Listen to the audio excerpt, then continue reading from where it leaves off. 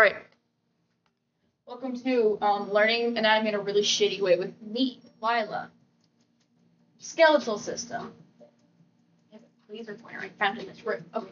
This is skeletal system. That's what we're doing today. So, the main important thing, the function of the skeletal system. The skeletal system is really important. It has a lot of functions. Main function? Sure. Skeleton piss makes bones. It's important for you to remember. Sure. Skeleton piss makes bones. Sure. Support. Supports the body. Builds up all your muscles. Skeleton. Storage. Skeleton stores things. Mainly blood and other things. Piss. Protection. AKA Prot 5. I have enchanted my skeleton with Prot 5.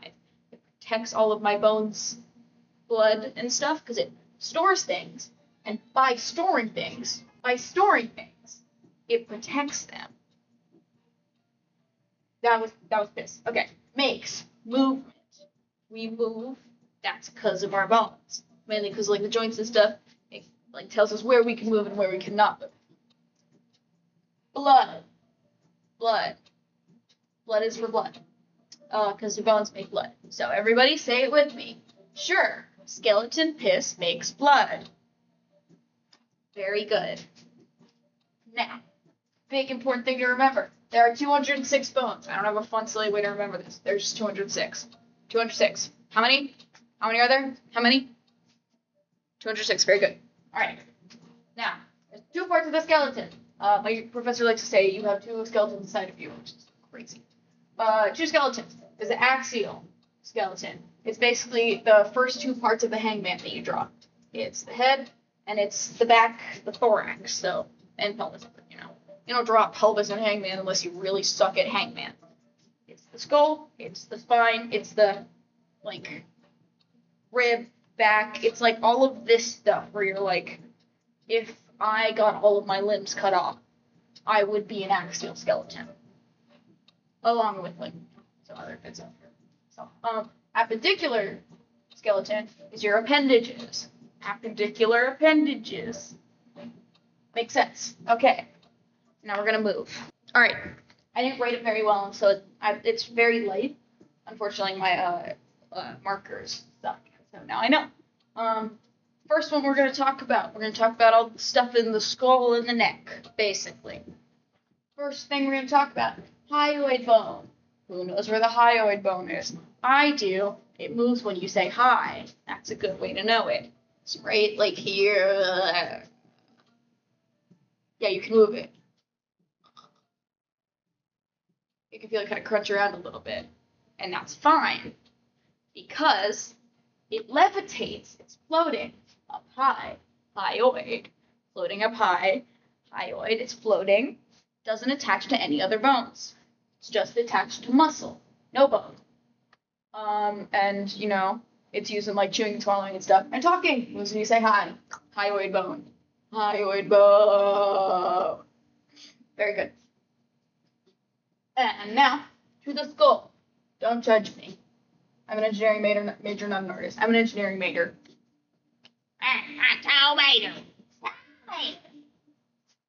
Engineering major, yeah.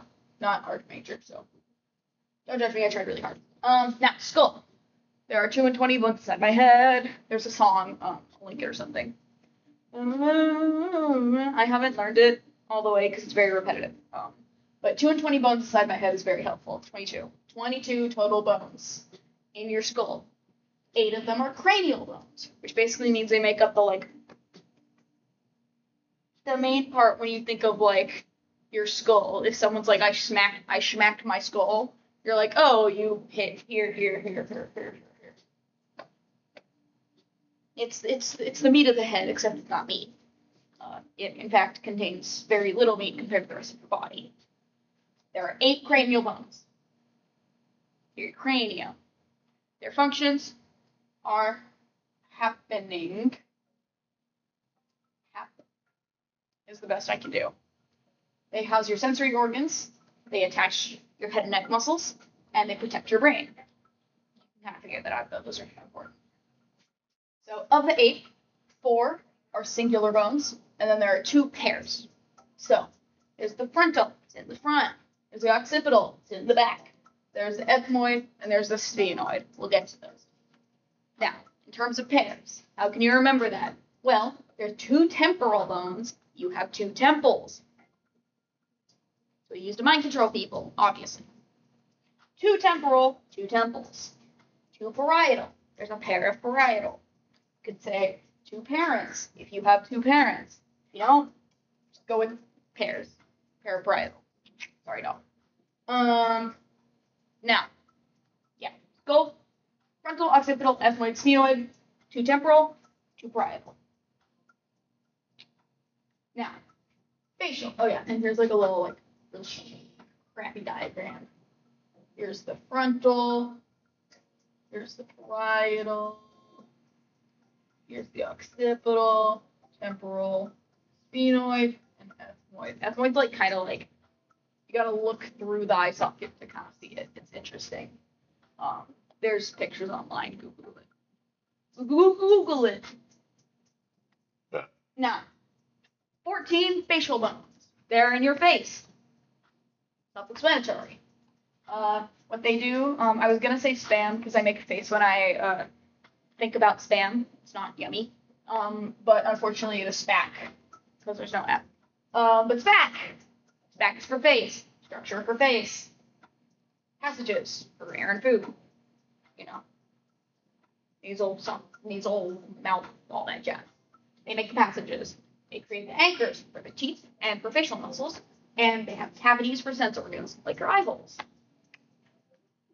So this one has way more pairs, because, you know, your face is kind of like split in half.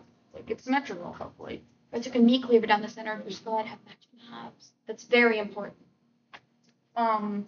Except for your mandible and your vomer, which are all one. Mandible, there's only one of them. It's single because men are alone. There's one vomer. Vomer, like loner. I really tried here. It looks like you're really trying. It looks like you closed your eyes and typed vomer. Or it looks like you. One vomer. It looks like you closed your eyes and typed loner on your phone keyboard. So one vomer. Vomer's loner. There's two maxillary. They're maxillary. You need the maximum bone, so there's two of them. It's the maximum that you can have for that is two. There's two zygomatic, because the Z looks like a two. There's two nasal, because you have two nostrils. There's two lacrimal, because so those make tears, and also lac is like lactose, lactate, lactation type thing, which is milk. And milk, there's 2% milk, so two of them, 2% milk, but they also they're like where your tear ducts are, which is fun. Yeah, lacrimal, 2% milk. Palatine, there are two palatines because you have two pals. Hopefully you have more than that, but I have two pals. And then there's two inferior nasal conchae. That one's a fun one. Inferior nasal conchae, spelled like the shell, conch. Again, two nostrils. We have. We're going through the bones now. The specific ones of the face and the head. First, we have the frontal bone. It's got a bunch of stuff in it. It's frontal. It's the forehead. It makes up your forehead. It's the front. Most of like a lot of the things in it are supraorbital. They're superior to the orbital. What's your orbital? Your eye, because it orbits around in its socket. So basically, it makes up your forehead and the top half of your eye socket. If your eye is the orbital, the eye socket is supraorbital. So these little things are the supraorbital margins. Also, in between your eyes, between your eyebrows, is the glabella. This is glabella. She's beautiful. She also has a unibrow. Everybody say hi, glabella. Very good. Her eyeliner is also on point, but we're not going to talk about right now. Right now, we're talking about her unibrow. Glabella has a unibrow. And the glabella is located right where that unibrow is. Say bye, glabella. Bye, glabella. The frontal bone includes passageways for the supraorbital nerve, artery, and vein. Nav or van, it doesn't matter. There, it's the nerve, the artery, the vein. Three things that matter. Next, we have the parietal bone. This one's a little bit more difficult to remember. I kind of went through some I had to think for this one. So basically, they're like right here and right here. And the way that I remember it was when I was a kid, I would sit in one of those like car seats. I had like the tall backs and then like the like headrest that would go out like that. And I was a very like sensory understimulated kid, so whenever I was like bored, I would just go and hit my head against the side of it because they were padded and it was fun. So I'm like, this is the car seat headrest bone, and car seat headrest is a band, and one of their songs is called Body, and I couldn't find anything for that, but car seat headrest writes about couples a lot. One might even say they write about pairs a lot, parietal bones. So car seat headrest writes about parietal bones, and I hit my head against them. I don't know. Parietal bones are right there. They're in a pair. They have a lot of, the parietal bone has sutures, is the big thing that it has. So first one, that's a coronal suture. It's right at the top. That's where you wear a crown. Corona means crown. The crown sits on the coronal suture. The crown sits on the coronal suture. Now, right in the middle, because the parietal bone is a pair, it's a pair of bones, there's something separating it. That's the sagittal suture. For the longest time, I've been remembering the sagittal plane by being like, Sagittarius is the constellation that's the twins. I'm wrong, that's Gemini, but I don't care, and so Sagittarius is twins now. I've decided Sagittarius is twins, twin archers, not just one, there's two. So Sagittarius is twins, and the sagittal suture is what combines the twins into one. I guess Sagittarius is Sagittarius is a centaur, so that could be the suture that combines the man into the horse, but that's too much work, so I'm just going to say they're twins, because I don't care. Sagittal suture is right down the middle. Then there's the squamous suture. So a fun thing that I drew really badly on the other skull, and isn't really shown here, is this one kind of has like an arc right in the middle, kind of where your ear is. So it has a bit of an arc in the middle, and I was like, that looks like Squidward's head. A little bit, because Squidward's head has the kind of energy, you know? So the squamous suture is on each side, and it looks like Squidward's head.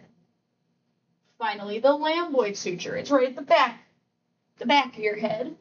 And so when you're laying down, and you're trying to go to sleep, and you're counting sheep, you're laying on your lambdoid suture, counting lambs. That's the parietal bone. And now, the occipital bone. It's the very back of your head. It's got a lot of holes in it. A lot. It's got like 3.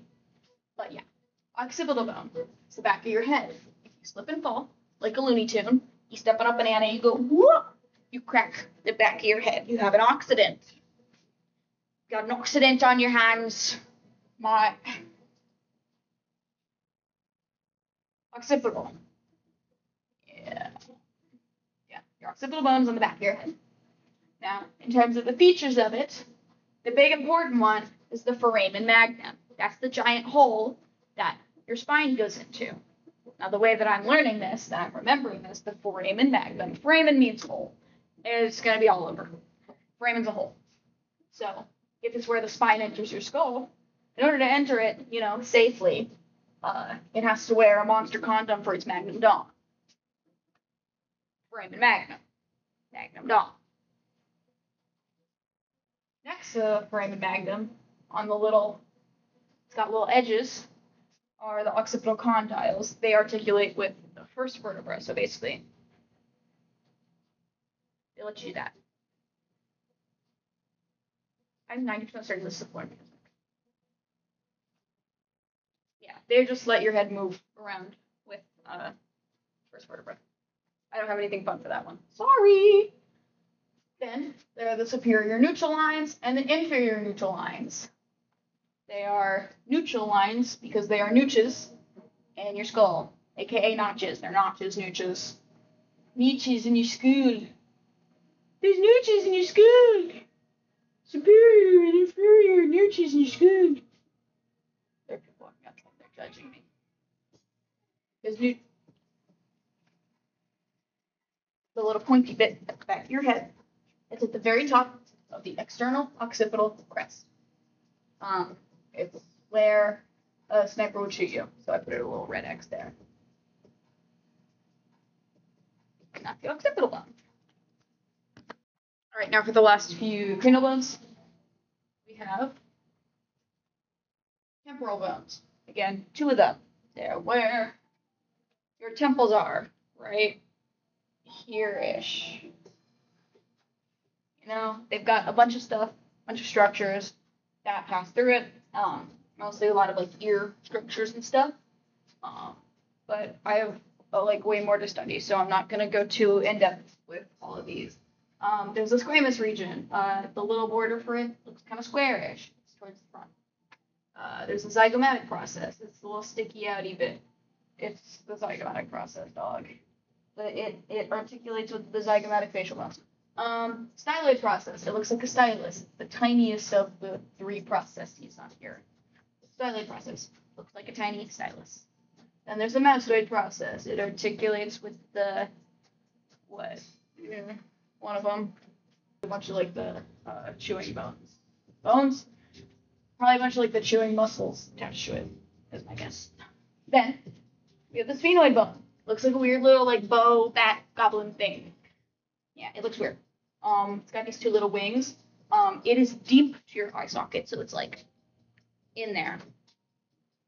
Like in there. But it has these guys, which are the eye holes, essentially, aka the greater wings of the sphenoid bone. The sphenoid bone gives my eye socket, so it forms the back of the eye socket.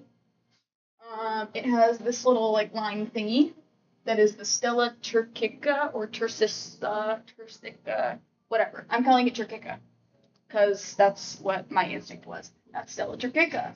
So this, I drawn a little girlie. Her name is Stella Turcica, and she's from Pittsburgh. And so she holds your pituitary gland. Stella Turcica from Pittsburgh. The family's Turkish. I've decided that. It's not Stella though, it's Stella. Sorry, Stella Turcica. I'm sure it's fine if you write Stella though. She's a star, except that she's not because she's Stella, not Stella. Stella that Turcica. Anyways, Stella that pituitary gland. And then there's the pterygoid process, which is this little thing down here. It basically forms part of your nasal cavity and is a place where your chewing mastication muscles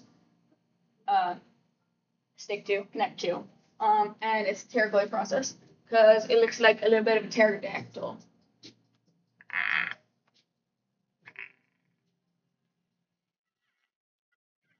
Yeah.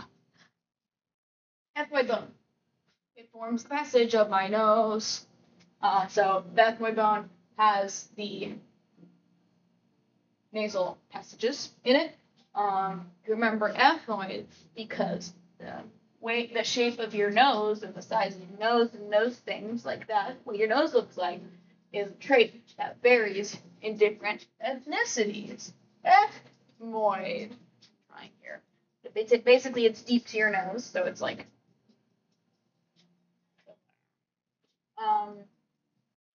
So the top of it is the cribiform plate, which is the roof of the nasal cavity, and it's where septum cartilage connects. Cribiform plate, roof of the nasal cavity. It's the crib for the nasal cavity. Sleeps at the crib, or it goes home to its crib because it's where it lives. It's its house. It's its crib. And then 2 sides of it are the lateral masses. Those hold the ethmoid sinuses. So when you're draining your sinuses like that, they're lateral to the middle of the ethmoid bone. They're lateral masses. Again, I'm too lazy to draw these. But in terms of a lot of the facial bones, the main things that are important, zygomatics are over here. The zygomatic bones, they form the shape of your cheeks. The zygomatics give shape to my cheeks. This is the nasal bone. The mandible is here. The dental alveoli are where your teeth go into. I kind of remember that because alveoli looks like it's aioli. And aioli is a food that you eat. And then the maxillae is the upper jaw. Right here. Next up, what we're going to be talking about are the cavities of the skull. There's a good few of them. We are full of holes. The biggest one is the cranial cavity. That's because it holds the brain, because you are big smart. You have a big cranium, big brain, smart. It actually is the opposite, but I don't care enough. Yeah. Cranial cavity, biggest, brain. Orbital cavities. Remember, orbitals are eyes, because they orbit around. The orbital cavities are eye sockets. They're basically like a giant Frankenstein amalgamation. Not that giant, but they're a Frankenstein amalgamation of 7 different skull bones. Sphenoid, frontal, zygomatic, ethmoid, lacrimal, maxilla, palatine. Basically, kind of if they're there, it's like, if they're around that area, it's like, they form an eye socket a bit. The acronym that I created was SLEM-ZFP. Not very helpful. If you can think of a better one, comment down below, let me know. I would love some help with this, yeah. SLEM-ZFP is the best I can get up with, like Slim Shady. I'm Slim Shady. I have eye sockets. So, sphenoid, lacrimal, ethmoid, maxilla, zygomatic, frontal, palatine. The orbital cavity. There's 2 of them. Then, there's the nasal cavity. Those are your nose. You pick it, that's your fingers in your nasal cavity. And then, not all the way in. There's a lot more. But it's air passageway, so don't block it off. It's important. It contains smell neurons and is lined by a mucous membrane. That's why you get all snotty. Go blow your nose. Finally, the oral cavity. That's your mouth. It is what I am talking to you with right now. Yeah. It doesn't have a back wall because you gotta eat, and it has a hard palate on top. Technically your soft palate, but the top of it is your palate, and then it doesn't really have a floor. It's just muscle. Don't know why I made that noise. And now, the spine. Spine. Just a very brief overview of it. Spine, made up of vertebra. Here are the types of vertebra. The top 7 of them, up here, are the cervical vertebra. They're the top, they're the first, so they're the first alphabetically. Cervical. Because when I serve face, and when I'm moving, I'm making these up on the spot, dog, so be proud of me. Cervical. Here comes Hurricane Bear. Oh, no. They're serving, yes. Cervical vertebrae are serving, and they're serving, and there's 7 of them. Got a lot of S sounds happening. They're serving. Cervical. It's giving cervical. And there's 7 of them, and they're at the top. Because they're the first alphabetically. Cervical. This is what a cervical vertebra kind of looks like. The main way that you're going to be able to differentiate it from the other kinds is that it has 3 holes. And we'll get to that later, but that's a big thing. It's got 3 holes. And it's going to be the smallest looking one. Because it holds the least amount of weight. It's mostly for moving your head around, not as much for carrying it and the rest of your body. The middle 12 are going to be the thoracic. So basically, the middle 12 are going to be the thoracic vertebra. These are these guys. A lot of them connect to your ribs. They're primarily, they are the vertebrae that connect to your ribs. They make up your thorax, which is your trunk. I've cracked some of my thoracic vertebrae. And some lumbar, but we'll get to that. Thoracic makes up your trunk, makes up your thorax. For those guys, there's 12 of them. 12 thoracic. Pretty helpful. Thank you, buddy, for doing that. Finally, not finally, the bottom 5 vertebrae that can move kind of on their own and aren't fused are the lumbar vertebrae. You'll hear people talking about how they have lumbar issues, or you'll get a chair with lumbar support, because the lumbar vertebrae are the ones that hold the most weight up. So if you're sitting down, most of your weight is on your lumbar vertebrae, right down your butt, right in your bottom, lower back. They're the ones that hurt a lot, probably. Or I'm just, like, really old. I'm not, but it feels like it sometimes. They're going to be the biggest ones. They have to hold a lot of weight. Yeah. And then we have our sacrum and our coccyx. So the fused top 5, where you think of like your tailbone and the bottom of your spine, where it's like just all in one, that's your sacrum. It has two little things at the bottom. And I'll go to yoga a lot. And so when you're sitting crisscross applesauce and like, you know, like just a normal like seated position, they like try and sit on your sits bones, your sacrum. So those are your sits. It's not a medical terminology or anything. That's just yoga. I'm eating goldfish because I'm hungry. And then finally, the fused bottom 4 vertebra bones is the coccyx. It's a little pointy bit off at the bottom of the sacrum. It's like what people say is like our vestigial tail. It's our tailbone. It's a coccyx. Because, what do you think I was going to say? What do you think I'm going to say about the coccyx? What do you think I'm going to say it looks like? You're thinking I'm going to say it looks like a cock? Well, that's what I am going to say. Pointing around and kind of like sticking out like a cock. Glad to subvert. Totally. Anyways, this is a rough approximation of a cervical vertebra. So the first 2 vertebrae in your body are different. The first 2 being the top 2. Roughly around there. The first one is the atlas. So the atlas doesn't have a body. That's a big thing. This is basically what a body is. It's where, you know, the other vertebra rests on top of it. So they kind of stack on top of each other like that, where this part of my hand is the body. The very first vertebra, the atlas, does not have a body.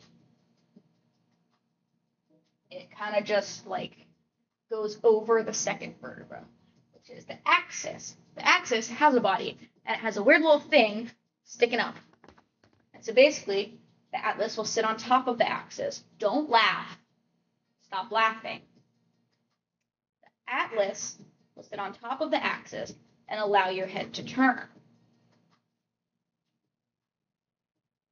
Move around like that. I just got dizzy. That's so stupid. Allows your head to turn like that. The axis is the first vertebra to have a body. That's important.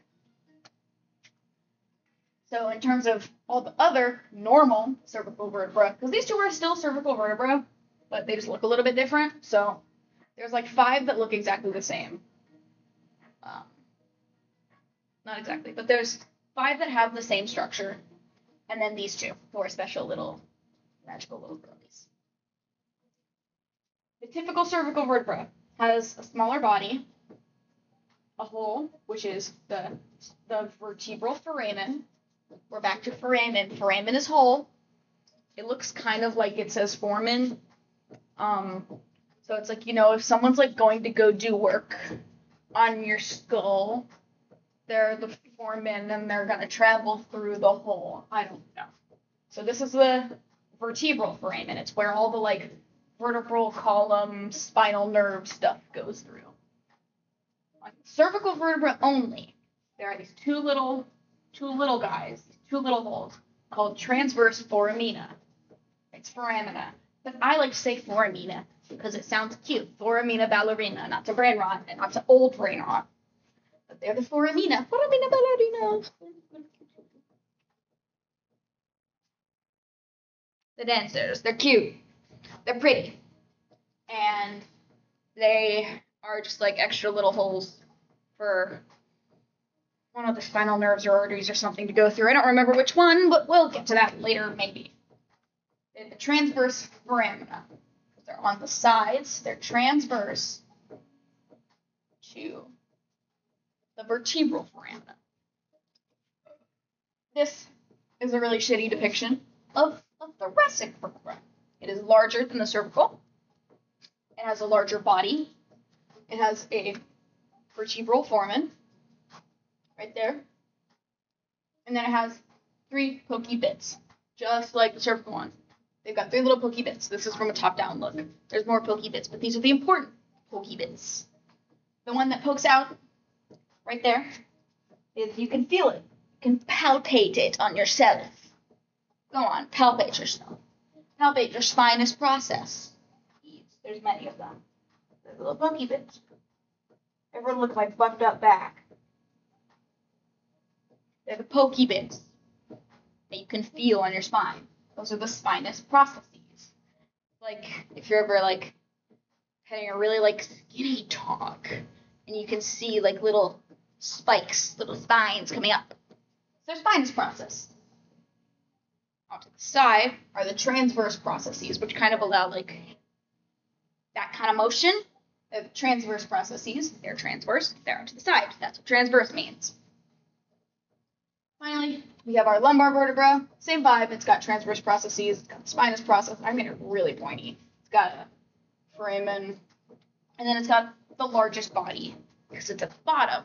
It needs to have a really wide body in order to be able to hold up the weight of everything on top of it. Yeah. And that's fine. We're on to the most delicious part of the body. The ribs. Give me them ribs. Ugh. God, I could go for some ribs. The ribs. We love them.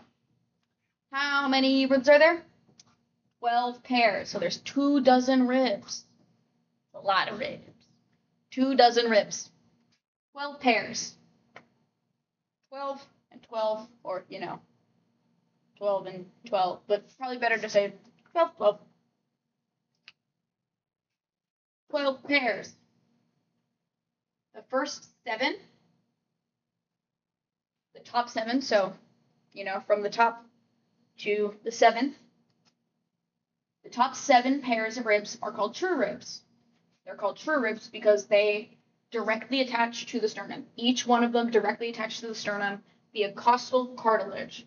A lot of stuff, like if you see costal, is more than likely to mean rib or something that relates to the rib. Not sure why. There's probably a reason for that. But it's costal. You eat ribs when you're at the beach on the coast. Costal. So 1 through 7 are true ribs. They attach directly to the sternum. 8 through 12. These guys, all of them. All 8 through 12 are false ribs because they do not have their own direct cartilage connection. 8 through 10 share a cartilaginous connection to the sternum, and 11 through 12 are floating ribs. They don't attach to the sternum at all, but they all can, attach with costal cartilage. 8 through 12 just share it. 8 through 10 combine to have the same one to connect to the sternum. Floating ribs just don't. 12 pairs of ribs. 1 through 7 are true. 8 through 12 are false. 11 through 12 are floating. Okay. Sternum. What's in between your ribs? The sternum is made up of 3 parts. The top one is the manubrium, because while they are alone, they end up on top. This is social commentary. What's the man how you learn? Man's on top. Like the big man upstairs. That's better. The manubrium on the top, because the big man upstairs. That attaches to the body. Easiest to remember, it's the body of the sternum. It connects to the manubrium through the sternal angle, which is a joint. You can kind of move it if you really try. You can I think it's like if you go like this and you exhale, you can. It's kind of weird. Further up here, I think, yeah. If you push really hard, it can move a little bit. Don't try too hard though. Yeah. Sternal angle is the little line that connects the manubrium and the body. Then, along the body are the notches where the ribs connect to. Underneath the body is the xiphoid process. It's a teeny little nub at the bottom. It's where your ab muscles attach to the sternum. And xiphoid process, it's at the bottom. It's the very end of the alphabet. Starts with an X, xiphoid, end of the alphabet, bottom of the sternum. The function of the sternum as a whole is to protect the organs and stabilize ribs. It creates connection points for the ribs and holds in all your organs, which is like important. I don't really want those spilling out. The manubrium also has a lot of articulations for a lot of bones and stuff. There's clavicular notches and that sort of thing. Yeah. I'm in a chair now because my feet hurt. There are 4 types of connective tissue. I'm also not talking about bone anymore because I got sick of it. Or bones specifically anymore. I'm not talking about bones specifically anymore because I got sick of them. So now we're going to talk about the types of connective tissue. There are 4 types of connective tissue. There is connective tissue proper, cartilage, bone, and blood. I know what you're thinking. Bone and blood? What? That doesn't sound like connective tissue. Also, connective tissue proper sounds really vague. Yeah, I know. I didn't make these rules. Way to remember it. CCBB. The CCBB. Connective tissue is CCBB. Connective tissue proper, or like, PCBB. PCB board. PCB board. Connective tissue proper, cartilage, bone, and blood. We will get into what these are made of and like what they do and stuff, and why things like bone and blood are considered connective tissue. But I'm sure you could guess and figure it out if you really wanted to. Yeah. Now there are 2 types of connective tissue proper. The first is loose. Second is dense. So the 2 types of connective tissue are loose and dense connective tissue. Well, you can remember this. Forgetting the different types of connective tissue proper makes me feel dense and makes my brain feel loose. Makes me feel loose and dense if I forget the types of connective tissue proper. Alright, now, within the 2 types, there are more types. In terms of the types of loose connective tissue proper, there are 3 types. There's areolar, adipose, and reticular. Areolar, you can remember, because areolar sounds like areola. That's the bit around the nipple.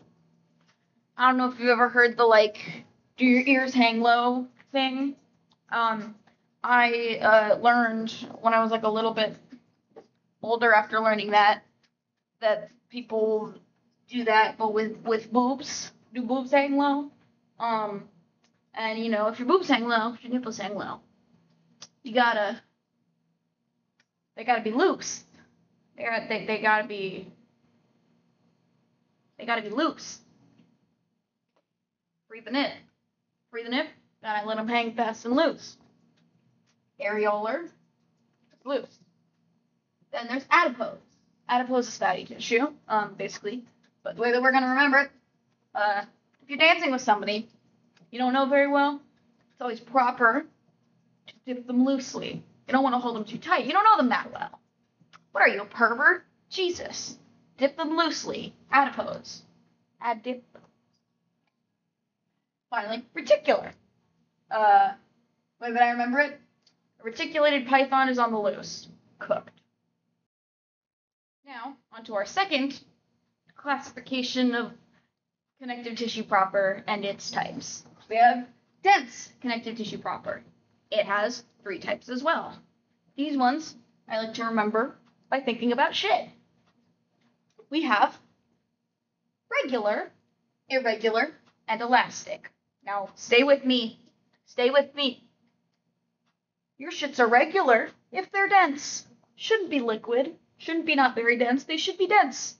They should have density. Regular shits are dense.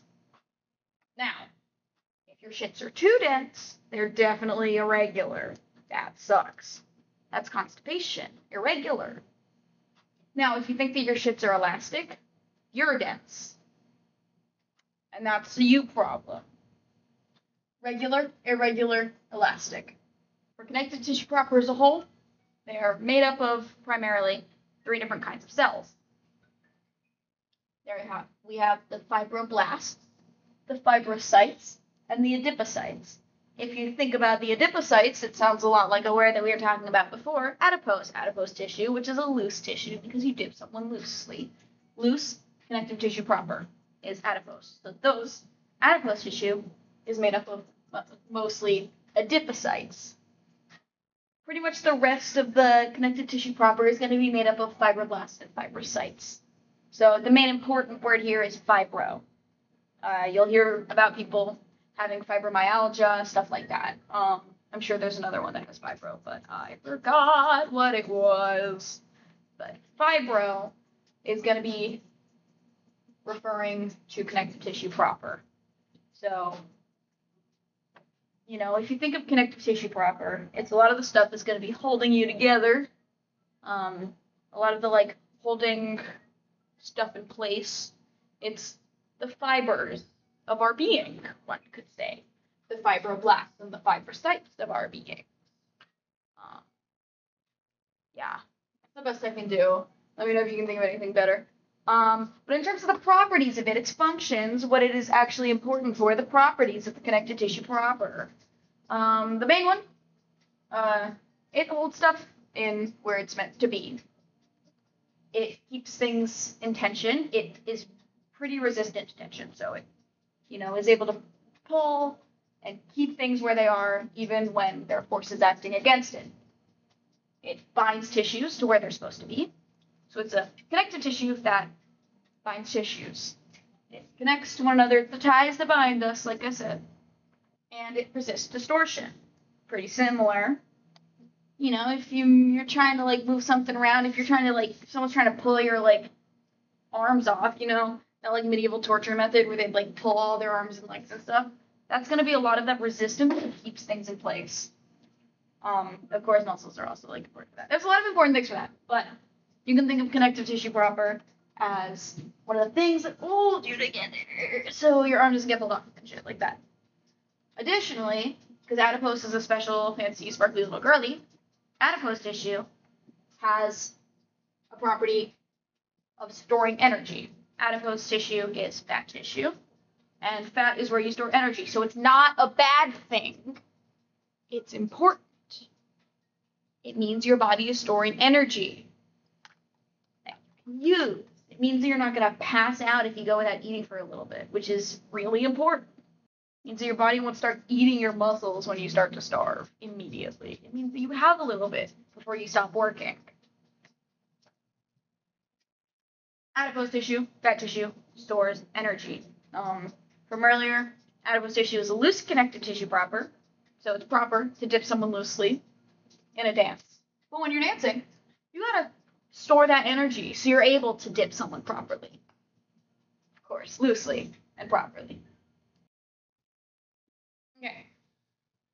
Now, we have our second type of connective tissue. All that before was connective tissue proper. Sorry, it's a lot. Now, we have cartilage. My best friend. I say lying. Nah, cartilage is fine. Cartilage has 3 types. There's hyaline cartilage, there's elastic cartilage, and there's fibrocartilage. These suck because they're very similar to other words. Elastic cartilage. Elastic was also a type of dense connective tissue, if we remember. But it's also a type of cartilage. Sorry. Fibrocartilage sounds a lot like the fibroblasts and fibrocytes that we were talking about for connective tissue proper. Because it's mean like that. It's just a different thing. At least it has cartilage in the name. That's helpful. Remember that. Fibrocartilage is not made of fibroblasts and fibrocytes. It's a different thing. Cartilage isn't fibro unless it's fibro, except for fibrocartilage. It's really trying to get me. I forgot my list point. Hyaline. How can you remember hyaline being cartilage? For hyaline cartilage, Imagine you're in the store. You're shopping with your shopping cart, your shopping cart. And you walk by and you see your friend Aline. Say hi, Aline. You hit her with your shopping cart. No, but you say hi, Aline, and you're with your shopping cart. Shopping cartilage. You say hi, Aline. In your shopping cart, you put some elastic hairbands, and fucking fiber cartilage, dog. I don't know. Fiber cartilage isn't hard to remember because it has cartilage in it. Hi, Aline. Cute name. Remember elastic because it's in both. Now, cartilage, all these kinds, are made up of cells called chondroblasts and chondrocytes. The big thing about this, there's a pattern. Chondr always means cartilage. So if you hear something that's talking about chondrocyte,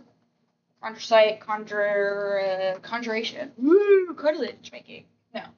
Chond, C-H-O-R, C-H-O-N, probably D-R. D-R is probably part of it, but conjure, that means cartilage. So if you see chondroblasts, chondrocytes, chondroclasts, conjunctivitis, whatever the fuck. Anything conjure is gonna be about cartilage. Remember that. In terms of the use of cartilage, unfortunately very useful. It's a lot of cushioning. Cartilage is cushioning. Cartilage is supporting. She's supportive. She's cushioning. She resists change. Resist compression. So she cushions. She helps us. She's very nice. She also provides a lot of structure. She creates a lot of things. A lot of features and structures. Connects to a lot of things. Of course, it's connective tissue. Some very famous examples of cartilage would be your nose. Quite resistant to compression. You can move it back and forth. Very hard to push in on. I don't know if that actually means anything, but it's a good way to remember that it resists compression. Cartilage. Your nose. It's also in your ribs. That's a form of cartilage. My nose just got so red because I touched it. Your ribs connect to your sternum through costal cartilage. We talked about this earlier. And they keep your ribs pretty nice and tight. It's pretty comfortable, pretty cushy. Cartilage is important. Cartilage. So that is our second type of connective tissue. First was proper. Second is cartilage. Okay. I know we've already talked about the skeleton and all of its functions and helpful little shit that it has. We're talking about bone again. Because bone, yes, bone, is a type of connective tissue. I know. You don't think of it as a tissue because it's not really in long, flat sheets normally.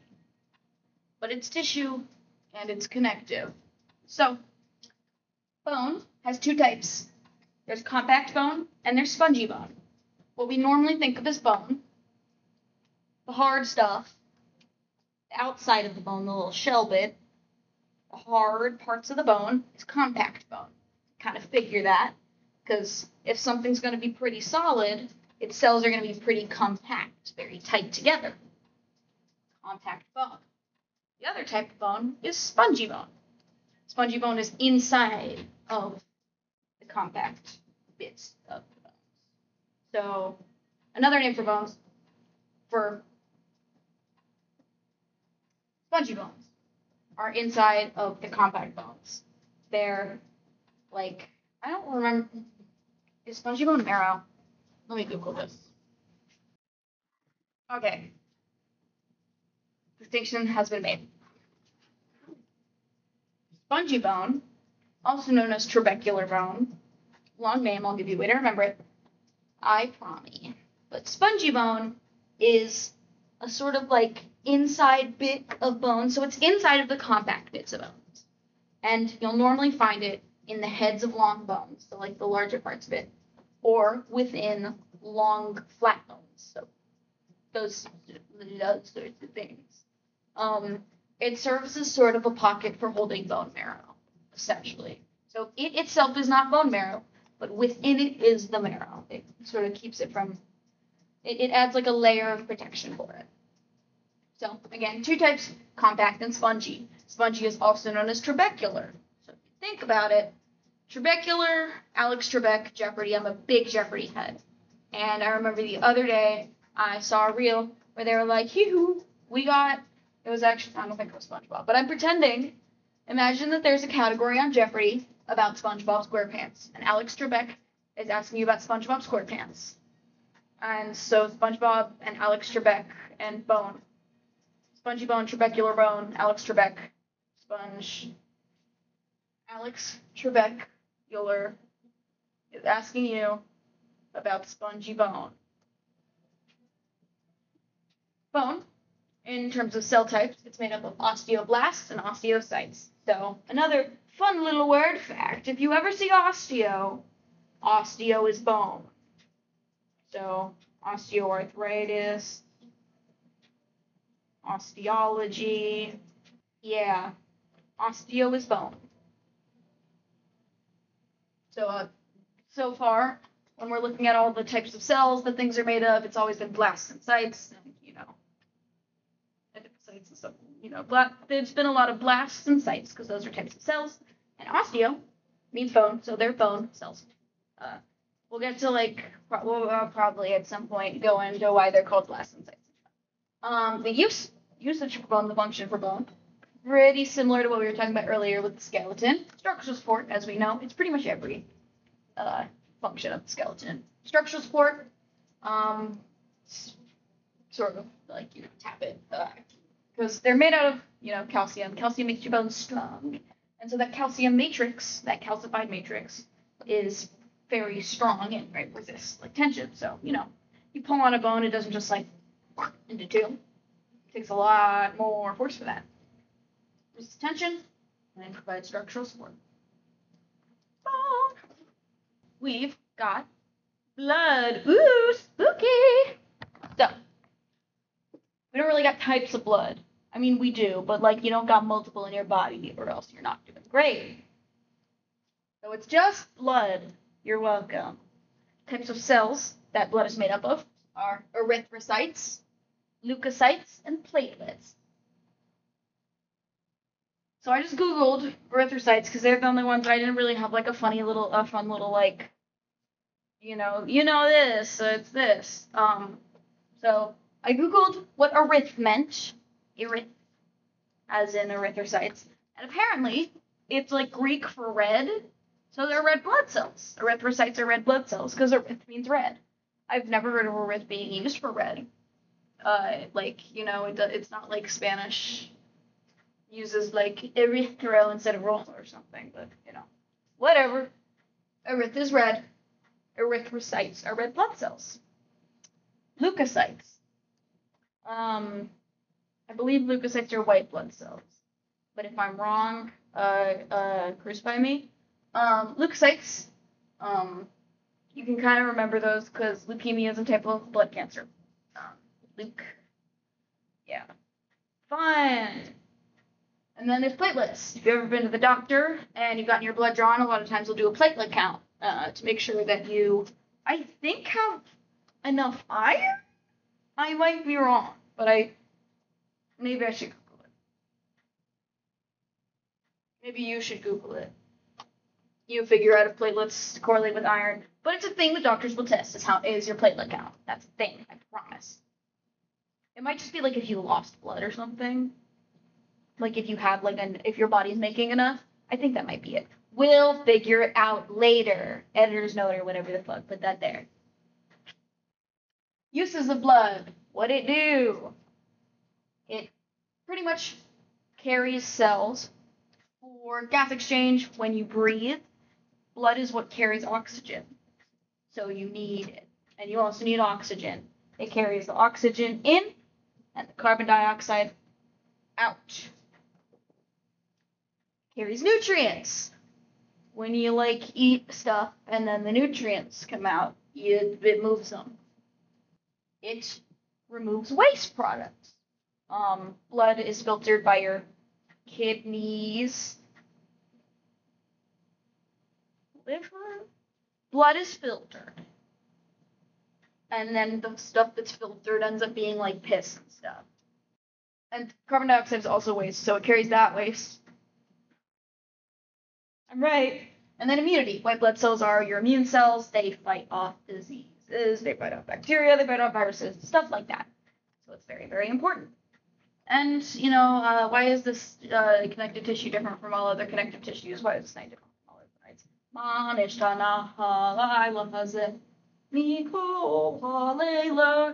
This connective tissue is liquid, this connective tissue is liquid, this connective tissue is liquid.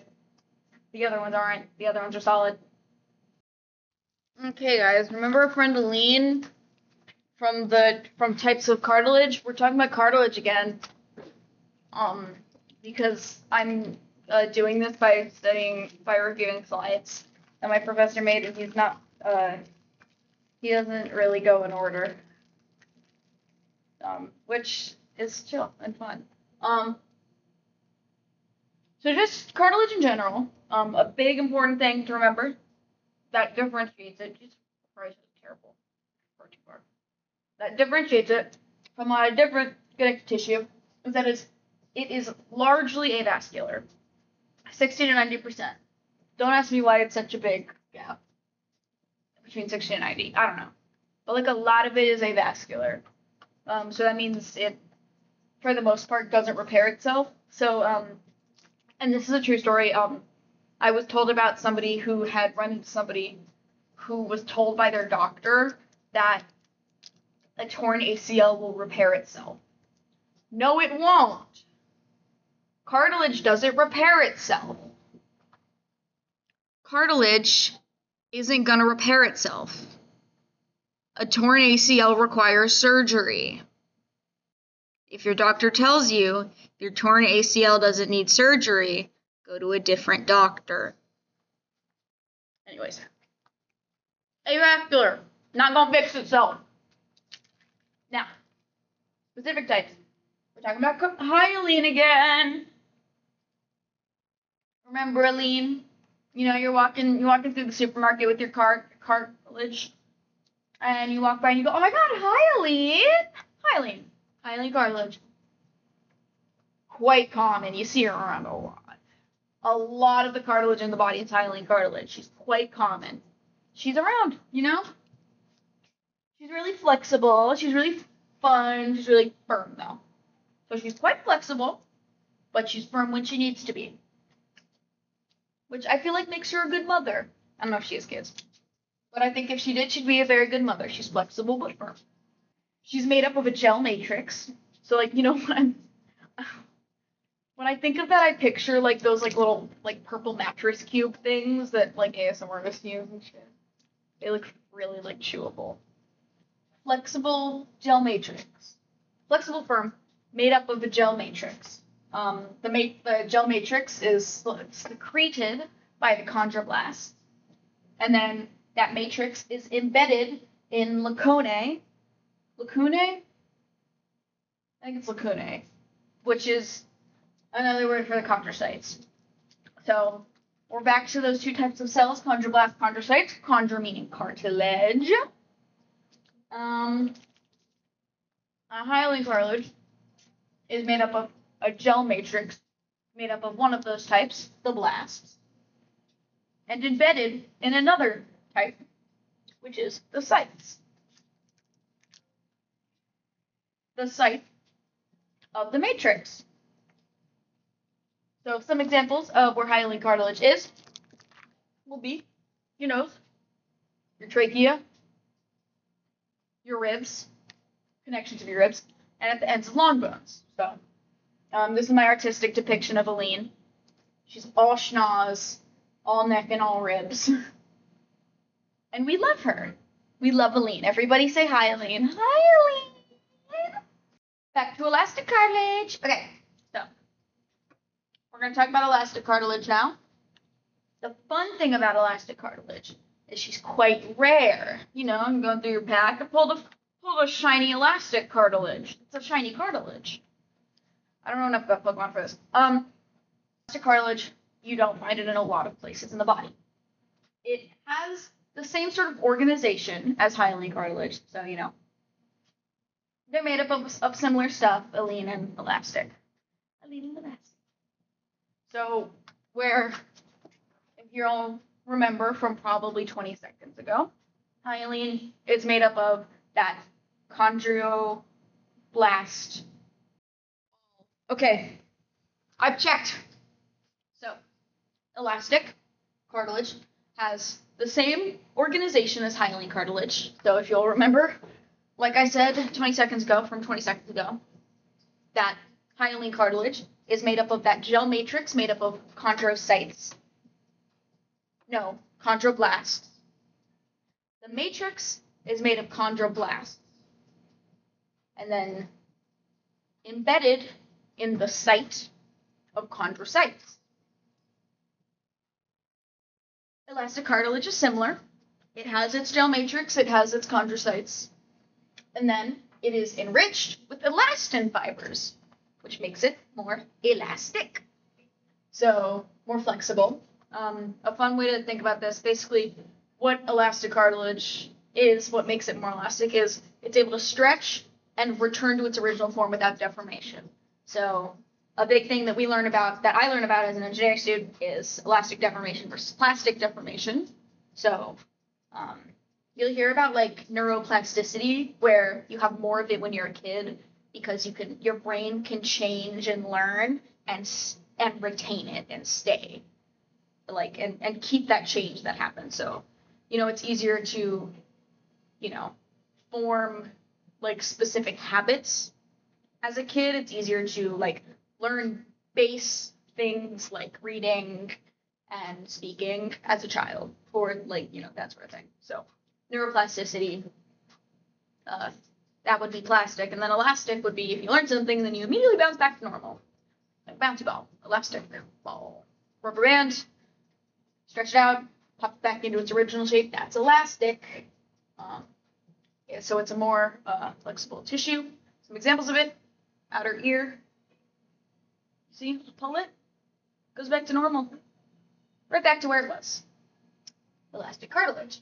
Also the epiglottis, which is the flap in your throat that moves when you swallow, which sucks to think about. We're back to our beautiful friend, fiber cartilage. Fiber cartilage. Most stiff and firm type of cartilage.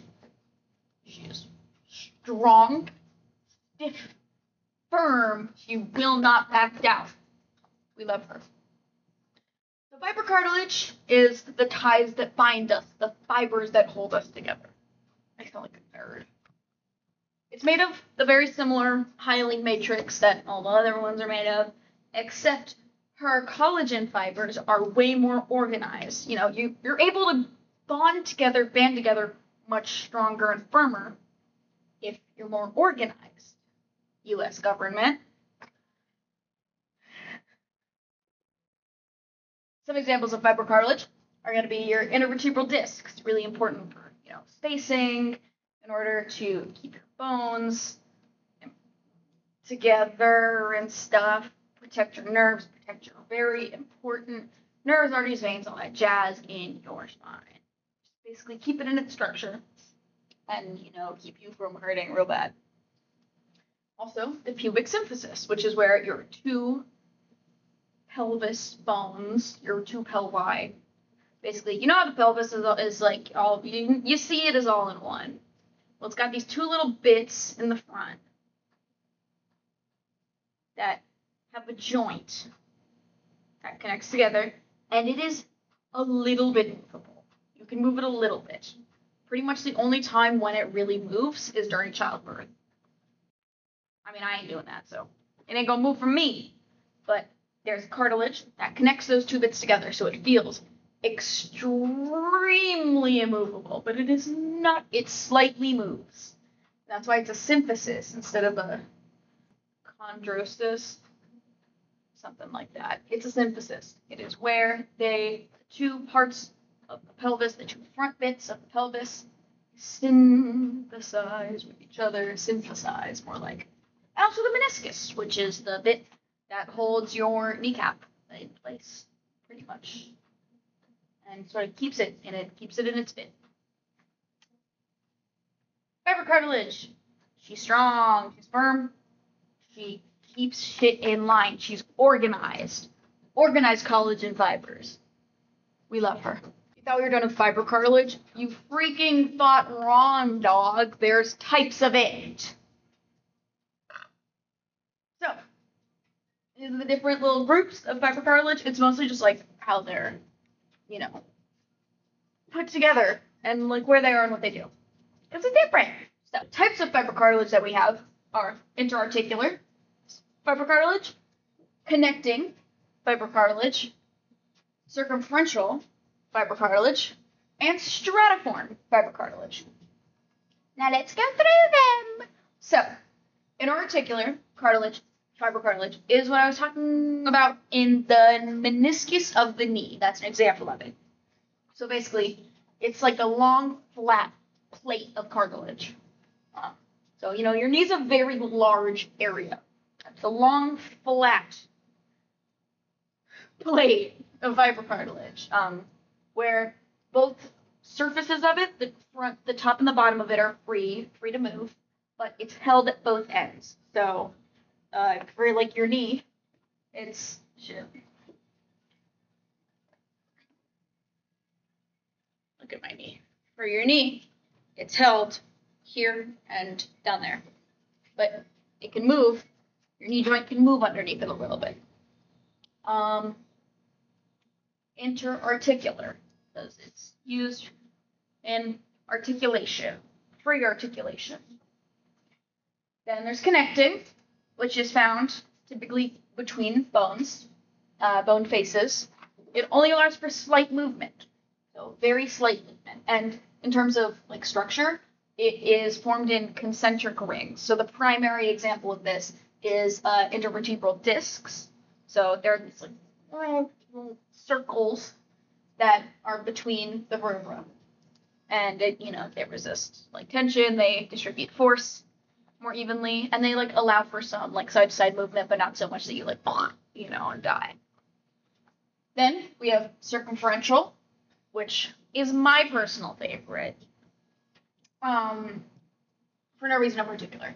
But they basically are a rim for some sort of joint socket. So think your shoulder socket, hip socket. I like the hip socket. So they pretty much surround sockets and articular cavities.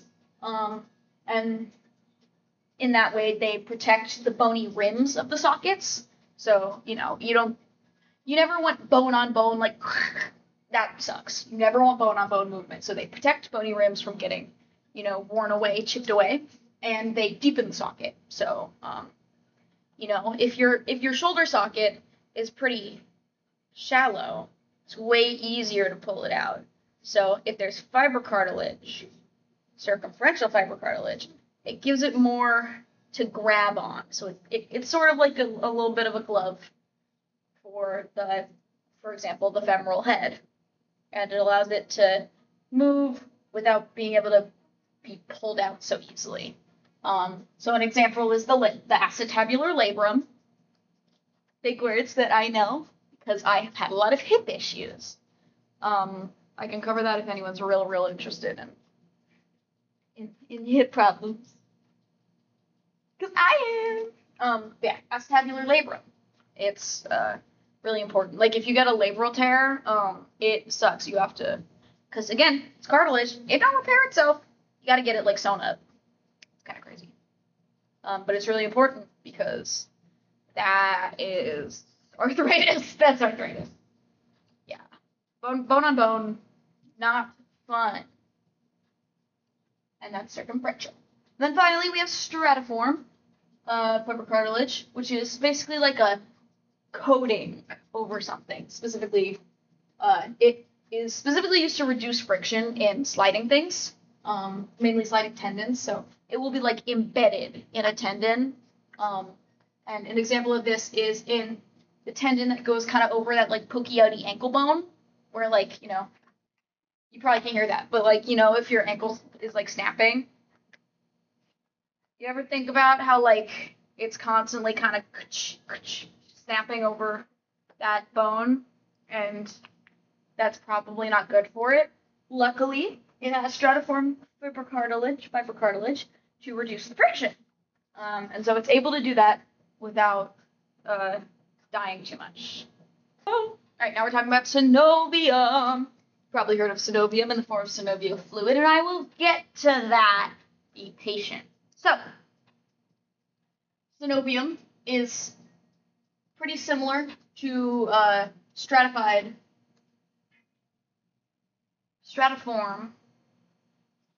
synovium is pretty similar to stratiform fibrocartilage in that a big part of its purpose is to reduce friction. It is basically a soft tissue that lines the like separations between bones. So, your bones aren't touching. That would suck. That would hurt. That would be your bones untouched. They have gaps that are lined by synovium. That's the tissue. And so the tissue, when you move, it folds in order to allow for movement. And within that little capsule that tissue creates, there is synovial fluid. Synovial fluid mainly is there and exists to absorb impact, allow for movement, and prevent erosion, and cushion, because it needs to protect the cartilage that's at the end of your bones, specifically the cartilage at the end of long bones. Does anybody remember what that is called? What type of cartilage that is? Hyaline.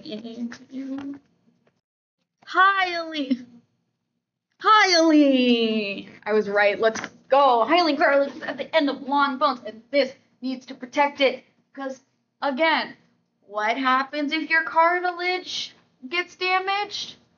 Nothing. It doesn't repair itself because it can't, because it is mostly avascular. There's no blood. It can't fix itself. So you'd prefer for there to be a little bit of fluid, a little bit of tissue that can repair itself to cushion in order to prevent erosion of cartilage. Synovium. That was really hot. Synovium. Joints. It's joint time, guys. Blaze it, baby. It's 420. What are the characteristics of joints? Weed. That's, kidding. JK, haha, I'm so funny. We're talking about bone joints. Don't call the cops on me. Nah, y'all aren't snitches. I believe in you. Alright, joints. A joint is where two or more bones meet. Then they start kissing. Some characteristics of joints. I need my laser pointer. I'm like a cat. I need my laser. Meow. Joint. Some characteristics of joints. ROM. Range of motion. It's a thing that you will get tested on if you go to physical therapy, probably. They're going to want to see, how far back your fingers can bend. How forward your wrist can bend. How much of a split you can go into. How much of your hip, how crisscross applesauce can you go? Because I can't go very crisscross applesauce at all.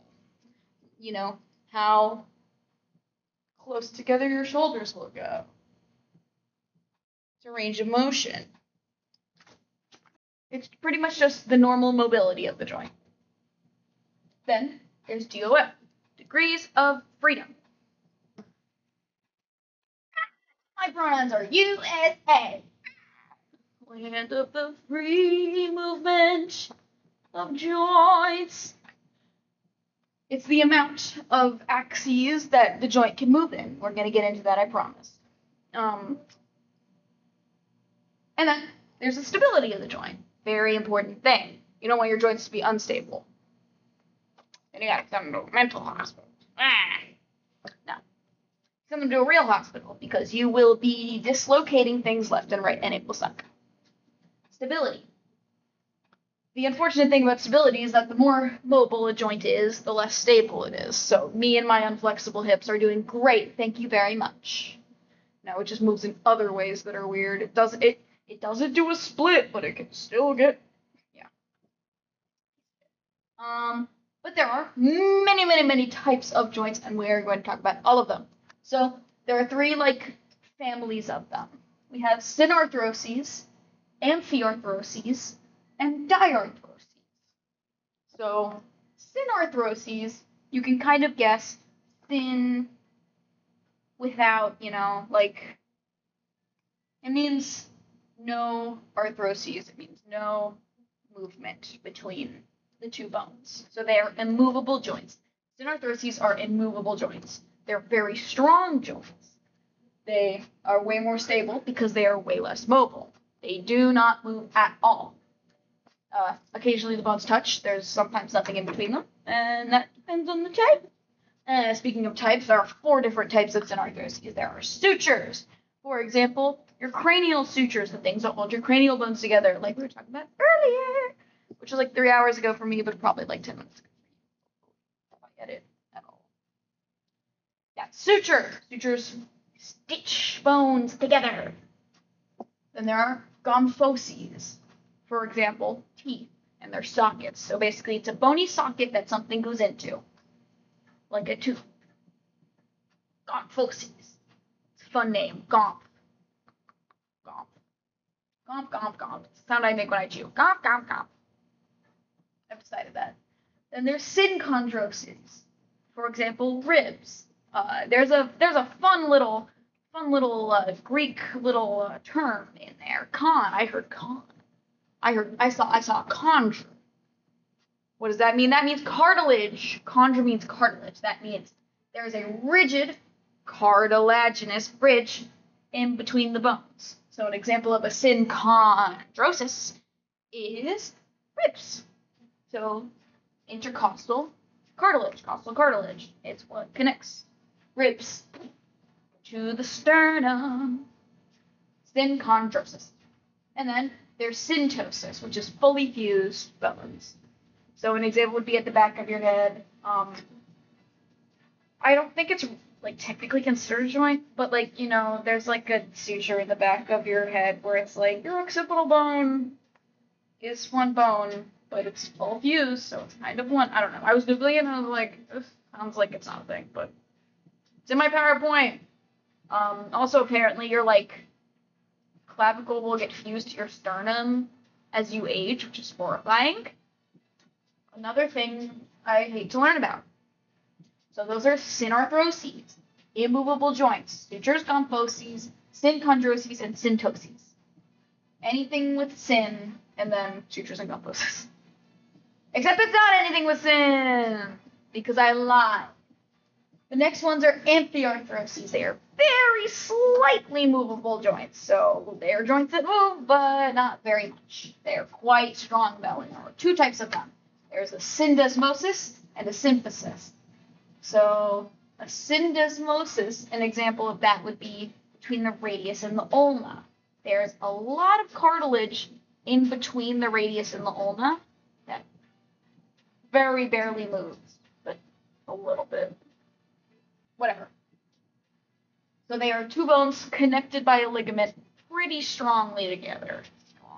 Whatever. A word. 2 bones connected by a ligament. For example, radius and ulna. That is a syndesmosis. Like Desmos, like the graph cap. Or people will like make songs now. They're crazy. And then there's a symphysis, which are 2 bones connected by fibrocartilage. We talked about this a little bit earlier, about the pubic symphysis, which is a very slightly movable joint between the two front parts of the pelvis that pretty much like only will move in childbirth. Scary, but it can do it. Human body is wonderful. Everybody say thank you to your mothers. Finally, those are amphiarthroses, syndesmosis, and symphysis. Finally, we have diarthroses. These are freely movable, what you would think of as joints. They're like, if you picture a joint, it's what you think of. They move, they're synovial, they have synovial fluid, they're enclosed in an articular capsule. They're lubricated by synovial fluid, all that fun stuff. The types, there is monoaxial, there is the types. There are monaxial, biaxial, and triaxial. So some examples of a monaxial one would be elbow. It got that, and it got that. Doop, boop, boop, boop. Elbow does not go sideways. It goes boop, boop, boop, boop. It only bends one axis way. It bends in one direction. Elbow doesn't go sideways. If it does, there's a problem. Then there's biaxial. For example, the wrist. So like your arm isn't gonna go like, it can go like that, can't bend like that, can't bend like that. Your wrist, up, down, and also side to side, like that. Biaxial, 2 axes. And then finally, there's triaxial, like the shoulder. These are mostly going to be ball and socket joints. All around the world, it can move in every which way. All that fun stuff. Some names for the movements of joints. These are big. You'll hear them a lot in like medical things. So we're going to start out with simple ones that are typically seen from the side in the sagittal plane. So in the sagittal plane, you can see flexion.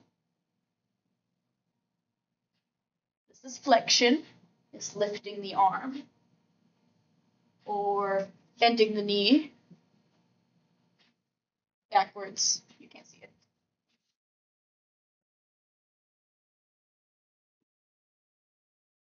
Flexion. That's what flexion would be. Or neck flexion. That would be neck flexion. Extension is essentially the other way. So, arm extension, or shoulder extension. Shoulder extension. Shoulder flexion. Shoulder extension. Knee extension would be going from there back down. That's extension. Neck extension. Basically, flexion and extension are going to be ones that you can see looking from a side plane, from the sagittal plane. There are some special ones, though, specifically for the ankle. But I'm not going to show them on the ankle. I'm going to show them on the wrist because it's too hard to lift my leg up like that. And I don't want to move the camera. And I'm not showing you my feet, bitch. Dorsiflexion. So, if this is my foot, those are my toes, this is my heel. Dorsiflexion is when you, in what we say in gymnastics, we call flexed feet. When you point your toes up to the sky, you flex your toes. And then plantar flexion is when you point your toes. It's the best I can do. I'm not doing it with my actual ankles. But those are all the movements that you can see from the side profile. Flexion, extension, dorsiflexion, and plantar flexion. Dorsi is up, plantar is down. If you have plantar fasciitis or whatever the fuck it's called. People have like issues with their plantar fascia, and that's the thing that's at the bottom of your foot. Yeah, that sort of vibe. And then we have abduction, adduction, and circumduction. These you can see from the frontal plane. So, abduction would be lifting your arms up like this into a T. Adduction is bringing them back down to your side. And then circumduction is circling them like that. Not rotating them yet, just circling like that. I'm going to flap and fly away. Circumduction is one of the ones that you can see from 2 different planes. So you can see it from the frontal plane in the moving up and down motion. And you can see it from the sagittal plane, in the side-to-side motion. And also the up-and-down motion, but, Additionally, we have rotation. Rotation happens in your neck, in your arms, in your legs, in your... Do the twist. Everyone right now do the twist. Also, you have to be doing these while I'm doing them. So, Simon says, adduct your arms. Simon says, abduct your arms. Simon says, flex your shoulders in flexion. Simon says do shoulder flexion. Did you do what I did? I didn't say to adduct your shoulders yet. Nerd. I got you. Okay, you can adduct your shoulders now. And now Simon says put shoulder flexion. Simon says shoulder extension. Naruto run now. Yeah. Rotation. That fun stuff. And then there are some special movements. We love some special movements. So big one is you can turn your hand like that, So this is called supination. Palm up is supination. So someone will be supine if they're in anatomical position when they're on their back with their palms facing up. And we're taught about this by, when your hand is like this, you can hold soup in your hand. So you're supine, there's soup in you're holding soup. And then when you're pronating, you spelled this. There's no more soup. So you're supine, prone. Supination, pronation. And for the longest time, I didn't know what pronation meant, so I would be watching a D&D show, and they'd be like, "You fall prone," and I'm like, "Oh, they're laying down." No, pronated on your face. Falling prone is falling on your face. Love that. So funny. That's what happens when you pass out D&D. Another one that is an ankle movement specifically that I'm going to show with my wrist because I don't care is inversion and eversion. So inversion is when your ankle tilts towards your midline, and eversion is when it tilts away from your midline. So inversion, eversion, like that. A fun one that only your fingers can do is opposition. So that's opposition, doing the OK sign. Touching of the thumb to another thing in like a pincer motion, doing the crab thing, that's opposition. Like, when you're saying opposable thumbs, yeah. How humans have opposable thumbs, this is what it means. Our thumbs are able to pose like that. Able to move, touch the other fingers. And then fun ones for the jaw. These are interesting because the jaw is a hinge joint and also a gliding joint, which we'll get to.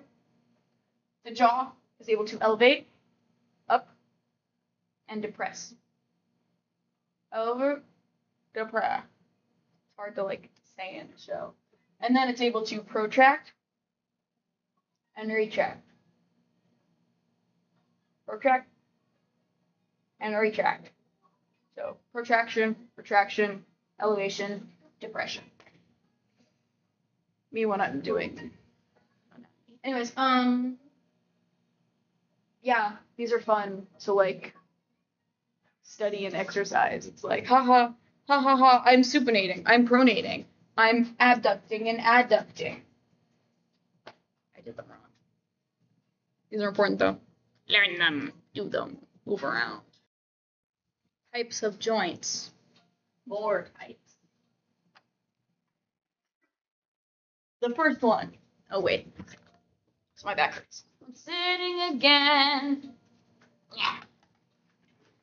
Numero uno. Gliding joints. They move in one plane. They are monaxial. They do not allow for rotation. Only move in one plane. That's not a lot of movement. An example of it would be the, I'm going to sneeze, clavicle and the sternum. Jesus fucking Christ. That hurts. An example of a gliding joint would be the clavicle and the sternum. So you can kind of do that. That's your clavicle moving just a little bit, like that, with your sternum. Or kind of like that.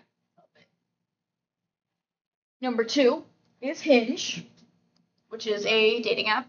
Nope, I mean, it is an angular single plane movement. So, bending instead of a sliding. So, example of that again, elbow.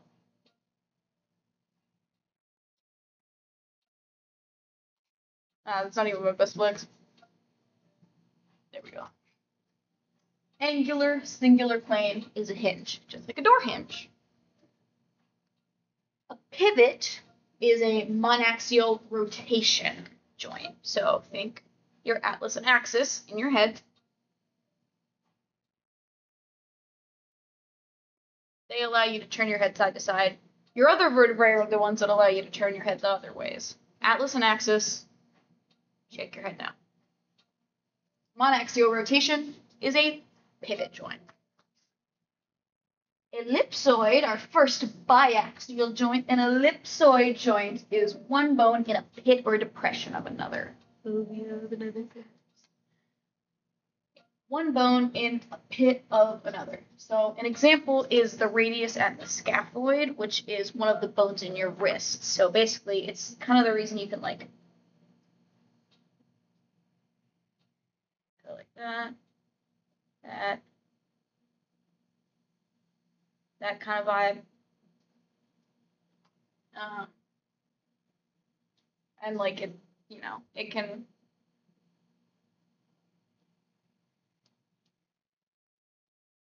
You know, it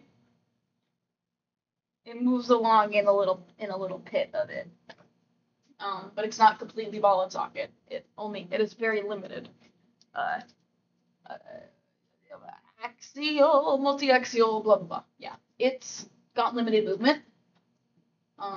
It's just one bone in a little crater of another. Then we have saddle, for example, the thumb joint, which is biaxial. It is one concave and one convex. So one joint like that, one like that, and then they go like that, and they can like that. It can move sideways. So it can.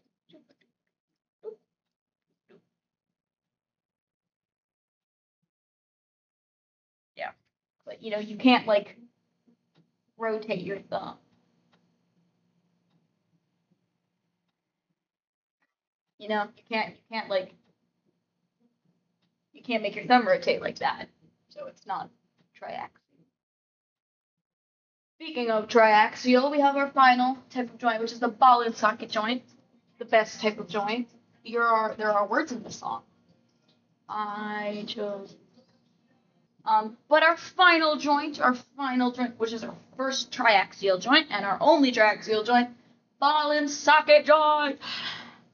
We love a ball and socket joint. It's a shoulder, it's a hip, it's lovely. It can rotate, it can move around, rotate, all that jazz. It's super duper cool. That kind of vibe. And those are our types of joints. It's time for muscle time, baby. We're doing muscles now. Where's muscle time? Show me your guns. Everybody put up your guns. Show me your guns. Not your real guns, your arms. I want to see those. Gun control. To get political, but show me your guns. Muscles, specifically muscle tissue, is what we are talking about right now. I wrote muscles before I realized that the slide I was reading was on specifically the tissues, but it's fine. It don't matter. Muscle tissues. There are 4 types of muscle tissues. First is skeletal muscle tissue. It is what you think of when you think of muscle. Guns. You know, the muscles. It makes up the muscles that, you know, you go hand open, hand close, arm flex, sort of thing. The voluntary muscles. A big thing about them, they are striated. So if you cut your arm open, you can see that there are these striations, these lines in the muscle tissue. And so these striations are made up of muscle fibers that, you know, contract and relax and stuff like that. They're very, very important. And that is a very important thing that specifically skeletal muscles have. Also, fun thing, this is the fucking Inside Out song. This is depressing. This is not a fall song. This is a cry song. A little fun thing, there are 600 human skeletal muscles. That's a lot. We have a lot. The smallest one is the, I think, stapedius, which moves the stapes in the ears. Smallest. Did I say biggest? I meant smallest. The biggest is the gluteus maximus, which is your booty. Yeah, they're striated. They perform voluntary movements you think you do. And they are typically found attached to bones. Attached, originating, and inserting on bones. Talk about that in a sec. Next is smooth muscle tissue. Smooth muscle tissue does not have striations. That is the big difference between smooth muscle tissue and other muscle tissue. Smooth muscle tissue, no striations, it is completely smooth. She is smooth. She controls involuntary movements, so we don't think about her. Some examples would be digestion, your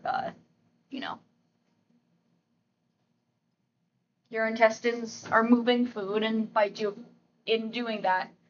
in order to do that, they are contracting and relaxing muscles that move food through your intestines. You are not thinking about that. At least I truly hope you're not thinking to make it do that, because that would suck a lot. That is an involuntary muscle, and so that is controlled by smooth muscle. They are typically found in the walls of hollow internal organs, for example, the intestines. Our third type of muscle tissue that we're talking about today, cardiac muscle. I'll give you one guess to guess where it's located in the body.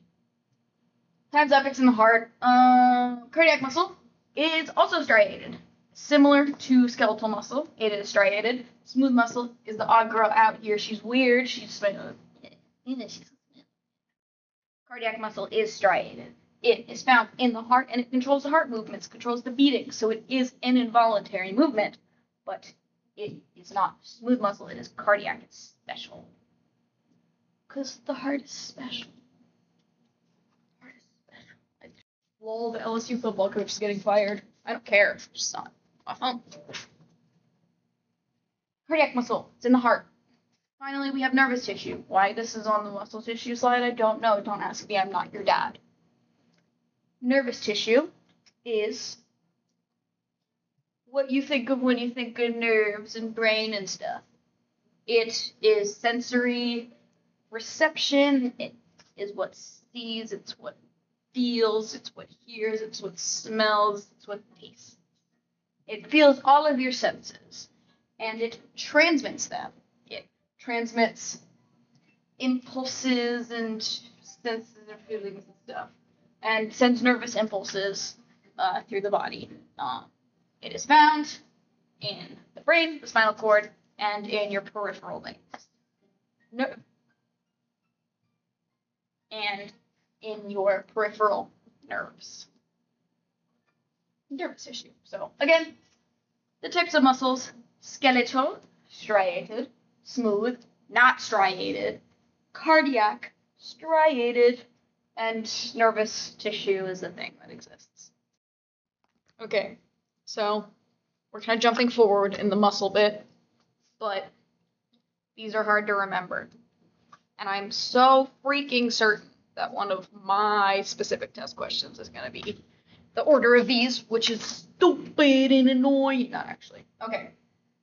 So this is all the little bits of a muscle, because muscle is made up of a lot of tiny fibers, which are made up of tinier fibers, which are made up of tinier fibers. So basically, it's a lot of stuff, and each of the stuff has a different name. So from big to small.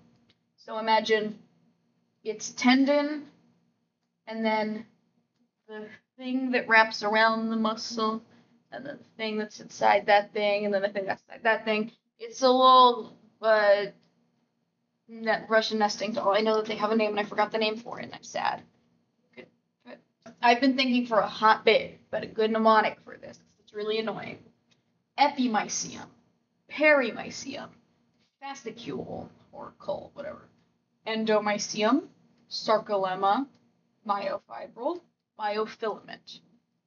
So, my mnemonic for this is, now think of Phineas and Ferb, okay?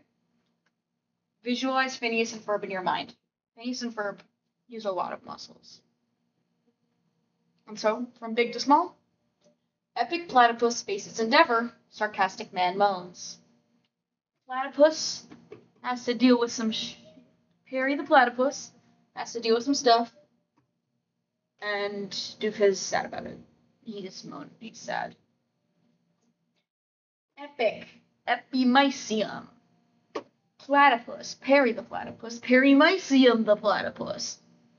Faces, vesicle, endeavor, endomysium, sarcastic, sarcolemma, man, myofibril, moans, myofilament. You can tell the difference between the myofiber and the myofilament because fiber and fabric was made first, and then after that, we made 3D printer filament. Fiber before filament. Eat fiber before you eat 3D printer filament, because 3D printer filament is not good for you. Everybody say it with me. Epic platypus faces endeavor, sarcastic man moans. Epimysium, perimysium, fascicule. Fuck. One more time. Epimysium, perimysium, fascicule, endomysium, sarcolemma, myofibril, myofilament. Very good. Epic platypus faces endeavor, sarcastic man moans. Oh. Now you're gonna have to think about this one a lot. Alright, so to get a little bit more into detail about our epic platypus that is facing endeavors and our sarcastic man that's moaning, we're first going to talk about our epic platypus that's facing our encounters and endeavors. First, epimysium. It is the little it's like the protective connective tissue sheath that covers the muscle belly. It is going to cover the full muscle belly, so it's all the way over the bicep and other muscles. It blends with other connective tissue between muscles. Specifically, it blends into the tendon of the muscle. Zooming in to that, you find the perimysium, which is thicker connective tissue that surrounds a bundle of cells within the epimysium. So these little bundles of cells, which are called fascicles. That's our facing, and then endeavors endomysium. It's real small, thin, areolar tissue that surrounds each individual cell and leaves some space in between for capillaries and nerves to travel through. So this is around each individual cell giving it space. Epic platypus. Now, if you've ever done like a cadaver lab or something, or if you've ever seen like a dead body or like a really bad cut where the skin is like gone, you've seen fascia. Sorry, it's not like a great thing. It's kind of just this stuff that you have. And it's just in and around and all up in everything. It's all over. There's fascia everywhere. The main one that you'd probably think of is adipose tissue or fat tissue deposits. It's pretty much directly under your skin, everywhere pretty much. You got that. So it basically provides a functional structure for the body and, integrates the body systems. It connects it all. It's just like a little web. It's a web of tissue and stuff that's there in your body. There are two types of fascia. There's deep fascia and there's superficial fascia. So you probably assume superficial fascia is the stuff that's right under your skin. Also known as a hypodermis, just right under there. And it's typically adipose tissue. Whereas the deep fascia is normally found in between adjacent muscles. So it's kind of just gives some space, gives some structure, but it's deeper in there, it's below the skin. A fun thing that we do have that's very similar to a tendon is an aponeurosis. Aponeurosis, which is essentially like a sheath of connective tissue that is flat and connects muscle to bone. So its main properties are that it's very strong, so it's able to support the muscle.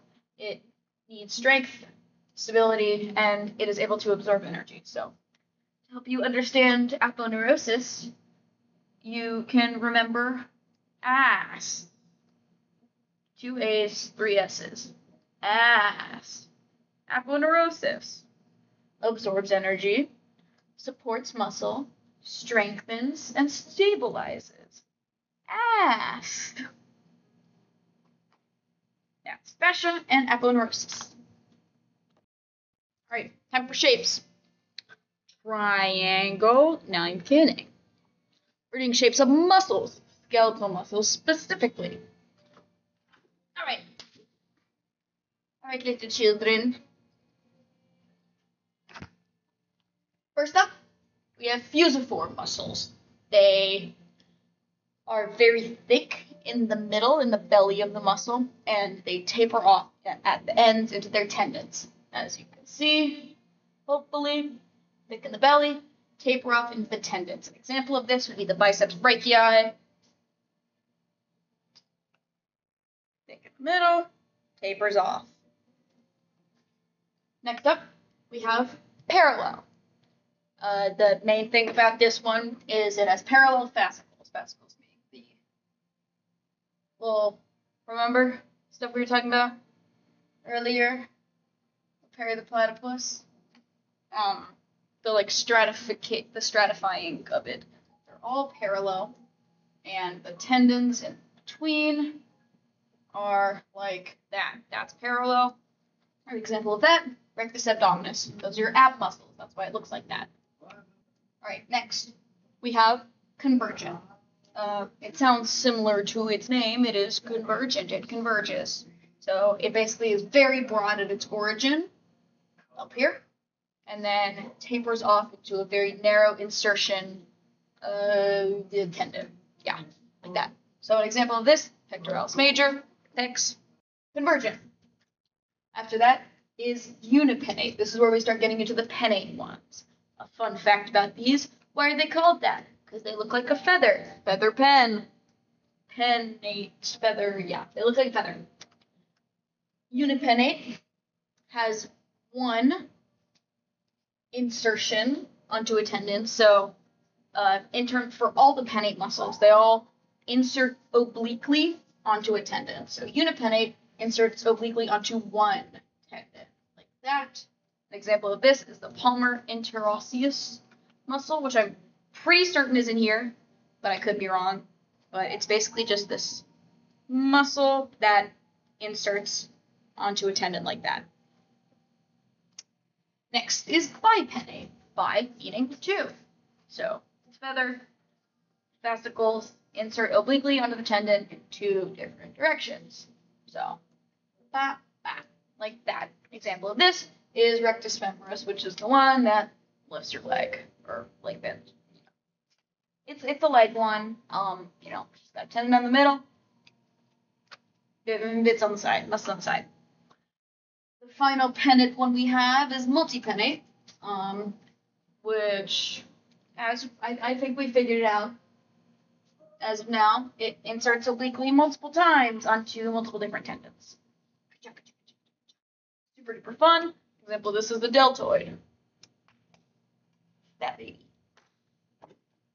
Okay, circular is the final one.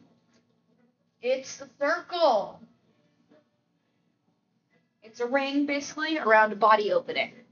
And an example of this is the vicularis oculi, which is the eye. Another example of this is the butthole. Tendons in there, it's where it like... Now we're going to talk about what happens when you're moving. You're always like, I'm flexing, that's working one of my muscles, I'm flexing one of my muscles. But actually, anytime that you move, you're using a whole bunch of muscles. So, they kind of have little jobs around their little work site. So first off, the one that you think of, you have the prime mover, aka the agonist. That's the one where you're like, yes, I'm moving this. This is the movement that I'm making. I am flexing my brachioradialis. Or, for example, if, you're flexing your elbow like that, your prime mover, your agonist, is going to be your brachialis muscle. It's the one that you're thinking of. It provides the majority of the force. What we also have is the synergist, which is just like the buddy that's helping along. Um, it keeps you in line a little bit. It makes sure that you're going in the direction you want. It can change direction a little bit, but it mostly adds force and aids. So that is the synergist. So in this example, synergist would be biceps brachii. The antagonist, bum bum bum, it's the villain, evil. It opposes the prime mover. It's actually not very evil because it's really important in preventing injury and kind of going crazy. Because if you really think about it, if you just had these two muscles and you're flexing, what's to stop you from just whoosh? I mean, muscles can be like pretty fast twitch, and so twitch and just bam. How do you make it stop at where you want it to go? And when I'm flexing my tricep, my bicep, and my brachialis, you can see there's still my tricep is out. That's because the tricep is the antagonist. It's pulling against it in order to make sure that you don't hyperextend or have excessive movement. So yeah, it basically like opposes. It's like if it's in a tug of war, it keeps it in the middle. It's the opposite. But, it's keeping the other team from falling on their face. If that makes sense, because I don't think it does. And then there's the fixator, which has kind of a silent role, because it's, really think about it. It prevents movement of bone. So when you flex your bicep, you don't really think about your, scapula and your clavicle and stuff.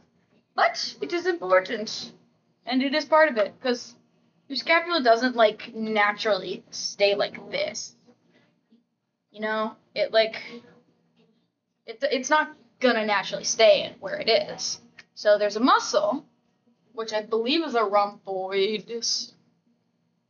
rhomboideus minor, that basically holds that bone in place so that you don't kind of collapse and go crazy and die.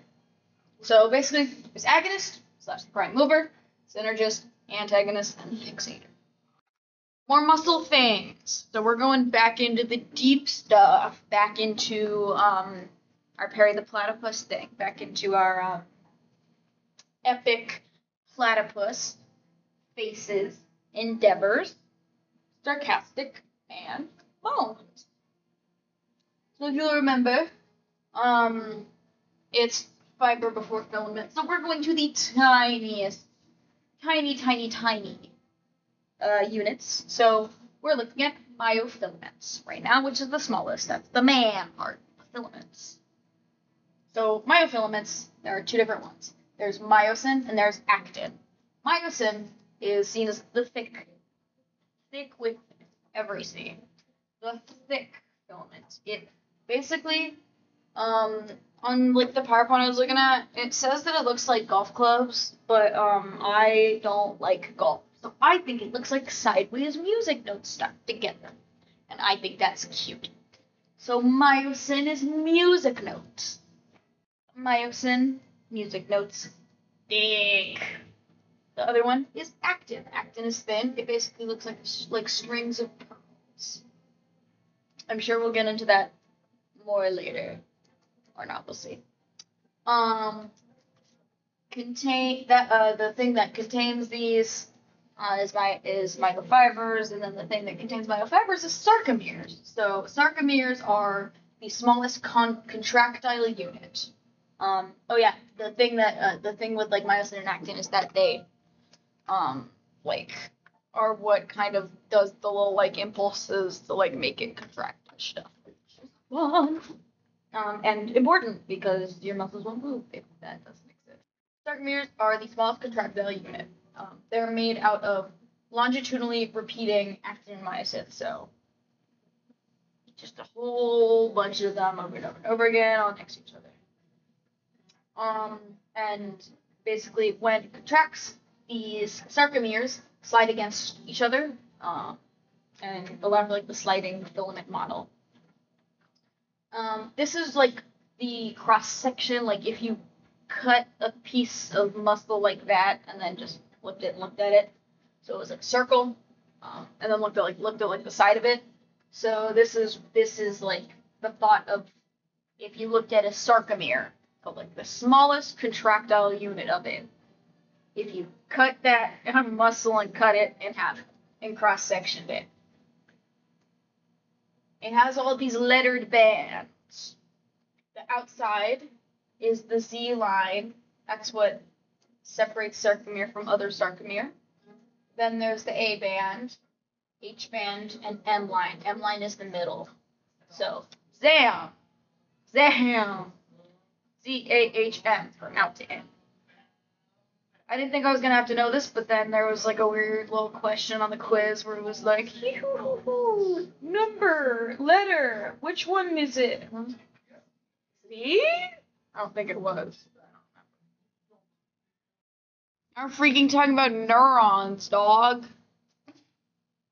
That's a really bad drawing of a neuron.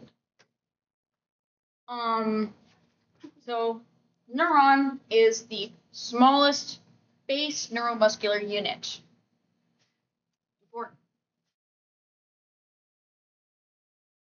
The neuron has little fingers that come out of it like a star. They look like little fingers. And those are the dendrites. They're the little fingers. And then there's a little bit inside of the fingers. That's the body of it. It's the soma. It's like, I don't know, it looks like a bar of soap, I guess. I'm tired. I think the word dendrite might be like hair. I can't think of anything for that, but I'm just like, they look like fingies. And then there's the axon hillock, which is like the paddock where the axon connects and goes to sleep. And there's the axon, that's the big old chain that reaches out and then splits off into the axon terminal, which go off and grab onto a dendrite, another neuron. The first neuron is called the presynaptic cell. It's the one that is having the impulse and transmitting it out to the postsynaptic cell with the axon and axon terminal. It is transmitting electrical impulses. Ouch. When the two connect, they create a synaptic cleft where there is like a little bit of space in between them where the I think it's calcium and sodium and stuff can transmit through. I'll go into that in a